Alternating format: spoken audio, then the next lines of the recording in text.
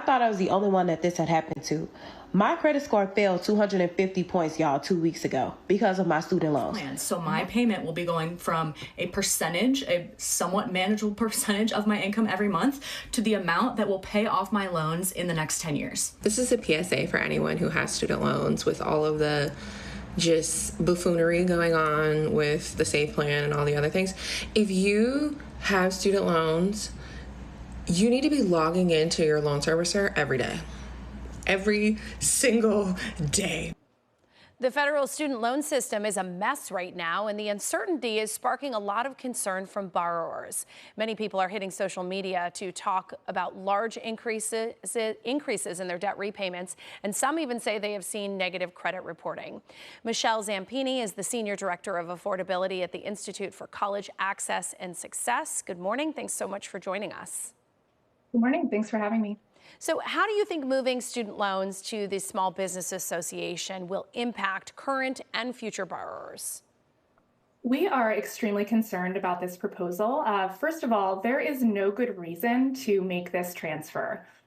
This will only cause additional chaos and confusion for the 44 million plus Americans who hold student loan debt. And again, we've seen no plan, we've seen no strategy, we've seen no reasoning as to why borrowers need to face this additional chaos. All we want to see is the Department of Education, which is mandated by Congress to fulfill these functions of the student aid program, continue to improve service for borrowers. Because if this move is undertaken, we will only see the beginning of what borrowers will be struggling to manage. So we heard some of their struggles in those clips. What should current borrowers be doing to minimize any negative impact to their finances and their credit?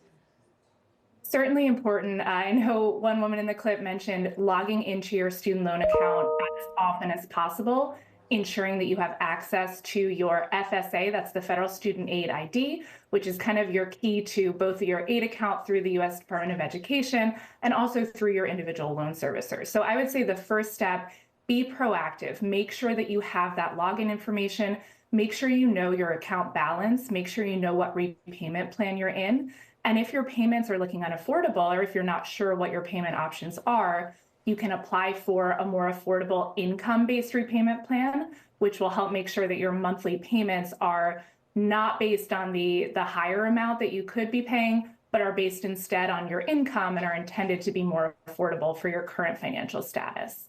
Okay, so what about our current high school seniors who are now in that period of time where they're deciding on where to go to school, and they may be basing that decision on whether they can afford the school? So could their financial aid and merit packages be in jeopardy or change?